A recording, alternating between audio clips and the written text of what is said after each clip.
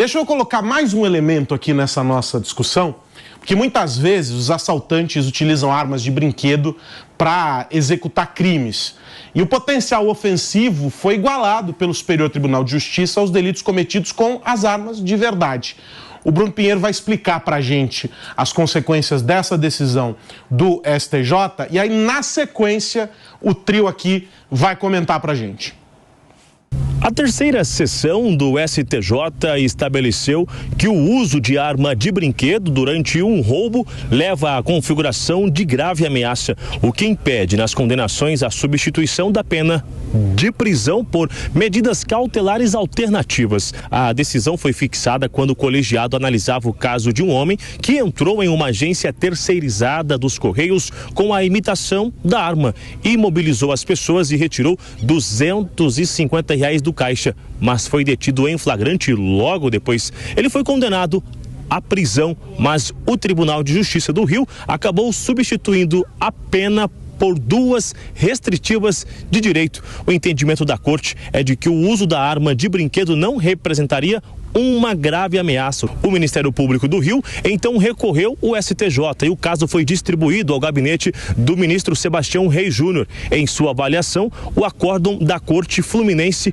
contrariou a jurisprudência da corte. O relator ainda relembrou que o uso de arma de fogo durante o roubo configura a grave ameaça, vez que a conduta por si só é suficiente para intimidar a vítima. O assunto dividiu opiniões e claro que também quando é colocado em discussão nas redes sociais, também acaba dividindo opiniões sobre o uso de arma de fogo ou de um simulacro de arma de fogo, quando não é uma arma verdadeira, mas acaba sendo utilizada numa ação criminosa. De Brasília para a Jovem Pan, o Bruno Pinheiro. Tá aí a reportagem do meu amigo Bruno Pinheiro, mas a única coisa que eu não consigo entender, aí vocês me ajudem, é haver opinião dividida. O Felipe vai ser contra. Porque é o seguinte, não é de verdade ou é de verdade. A população acuada, o cidadão ali acuado, temendo pela própria vida, não quer saber se é de mentira, se é de verdade, se o cara tá com a mão aqui na frente. Tava comentando aqui o vídeo na internet, os 2 caras numa moto, o garupa sai pra tentar roubar a moto do outro cara que tá parado no semáforo, com a mão aqui assim. O vídeo foi gravado de dentro de um ônibus e a pessoa fala assim, ele não tem arma na mão, ele não tem arma na mão e etc. Não era uma arma, ele tava fazendo com o dedo aqui.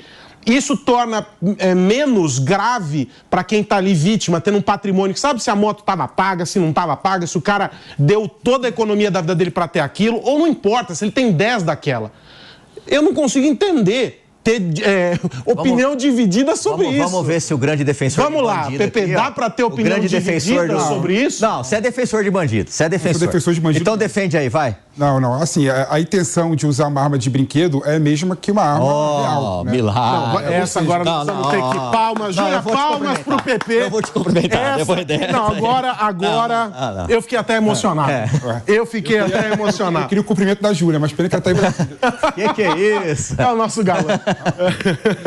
Então, assim, a intenção é a mesma, né? Então, realmente, configura grave ameaça, sim, usar arma de brinquedo para cometer qualquer tipo de crime, né? Então, essa foi uma decisão acertada. Agora, o que o pessoal esquece, e aí eu vou discordar de você... Lá vem. É que... Tava demorando. Assim, as pessoas têm um certo tabu quando discute segurança pública. Um dos tabus é acharem que as armas que os criminosos usam para cometer crime no Brasil vêm de fora do Brasil de forma ilegal. É mentira. 55% das armas que os criminosos usam vêm de compra legal de armas adquiridas em... Onde você tirou isso? Tem estudo sobre isso. Aonde? Qual? Eu te mando o estudo depois. Manda agora. Eu sou uma pessoa que leio. Para, meu. Te mando. Para, você deve pegar essa na bolha. 55% das armas que são usadas por criminosos vêm de mercado legal. Um estudo feito dentro da cadeia legal. Ou o criminoso compra arma na loja, ou ele assalta a casa de pessoas com arma. Pessoas com arma. Você vai querer culpar agora os CAC também.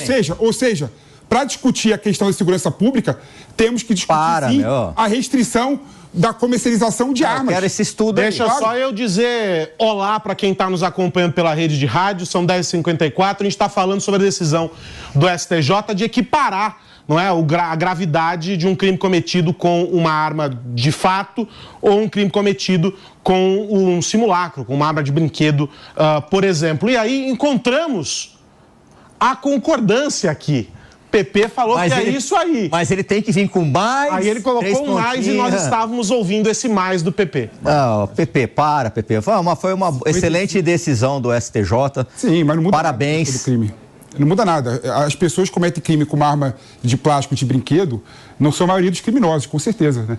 Esse é o problema. Não se resolve... Me fala uma coisa, você mora aqui no São Paulo mesmo? Foi uma decisão acertada, mas não muda a estrutura do problema da segurança pública no Brasil. Mas qual que é a solução? Você não deu, você falou aí... Tirar a tua arma, Paulo. Tirar a arma das pessoas. Tirar minha arma. É. Você quer tirar a minha arma? Não, tua arma não, sua arma não. Não, pelo amor de Deus. Você me protege. Não, eu protegeria todo mundo. Se chegasse alguém aqui para roubar nós, eu ia reagir. Provavelmente eu ia ser a linha de frente. Você ia sair correndo. Não ia? Com certeza. Então... Alguém ficasse com arma aqui? Sem dúvida nenhuma. Eu ia sair correndo. Segue a seguinte filosofia e eu concordo com ele. Vou dar uma de machão. Não teve tempo não é dar uma de machão. Uma de machão agora. Cada um no seu quadrado, entendeu? Eu gosto de enfrentar o crime, mas é uma coisa minha. Herói é quem não teve tempo de correr. Deixa eu ir lá pra Júlia ouvi-la também sobre essa decisão do STJ. Eu concordo, também foi uma decisão acertada, né? Mesmo porque a sociedade vive com muito medo. Então, qualquer objeto que passe a sensação, né, de ser uma arma, as pessoas já vão... A maioria, eu acredito, acaba se paralisando, né, e se entregam ali àquela situação. Mas essa discussão no Brasil, a gente até fez algumas vezes aqui, tem muitos mitos, tem muitos dados que aparecem, a gente sabe como é que algumas pesquisas são feitas, né, são feitas para levar a determinados resultados, mas as armas utilizadas para a prática de crimes estão nas mãos dos bandidos. Bandidos não usam armas legalizadas. Então, vamos separar muito as coisas. Um cidadão brasileiro, para conseguir ter uma arma legal, ele precisa passar por tantas etapas, por tantas barreiras, que é muito difícil. Lembrando que o cidadão brasileiro não pode transitar com a arma, caso ele tenha ali o registro da arma, né? É bem diferente. Ele pode ter a arma na casa dele, né? Mas ele não pode ficar transitando com ela. E eu sou defensora de um debate.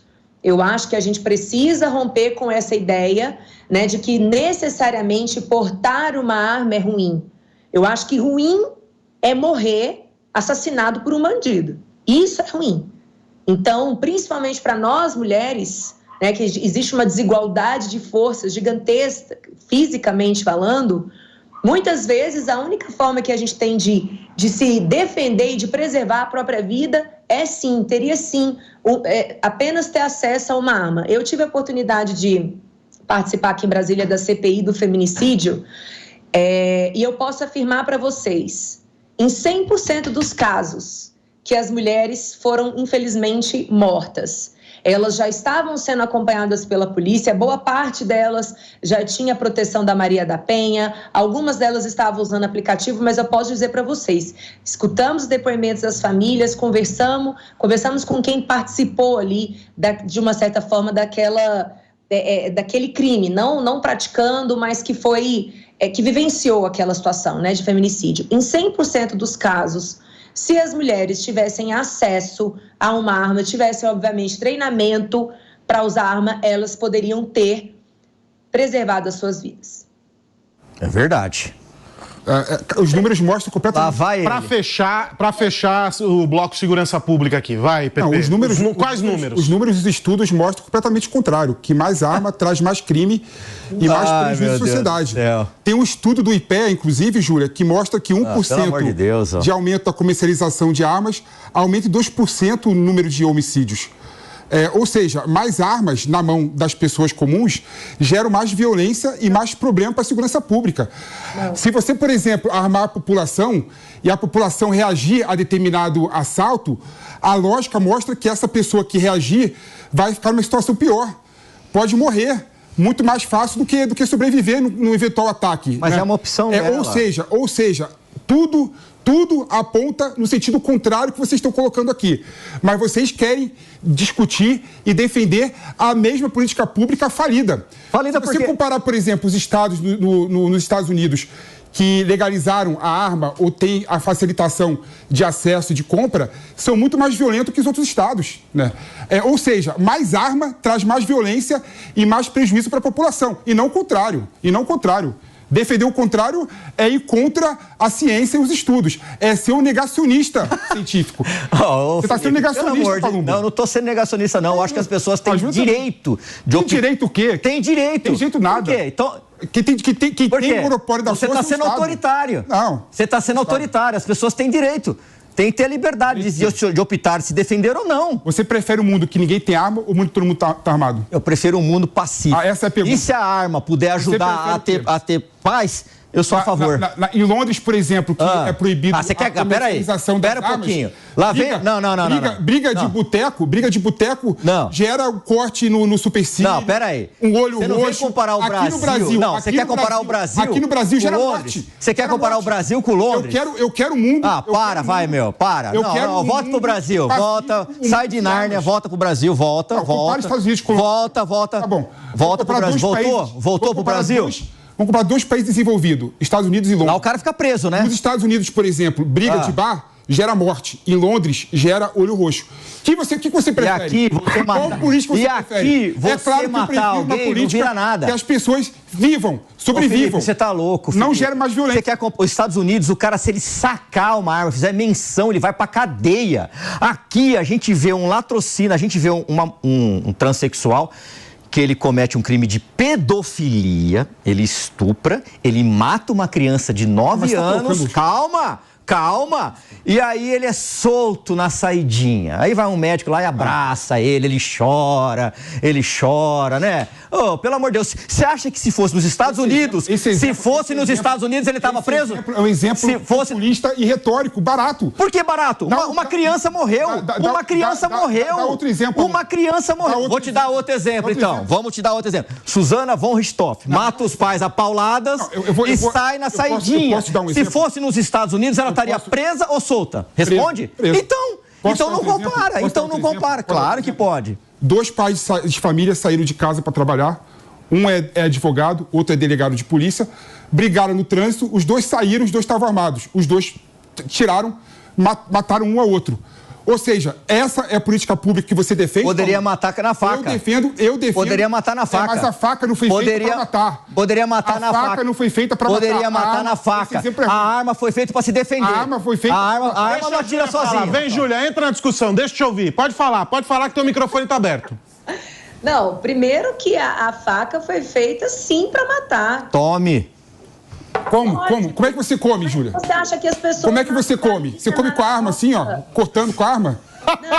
Eu vou cortar um bife aqui.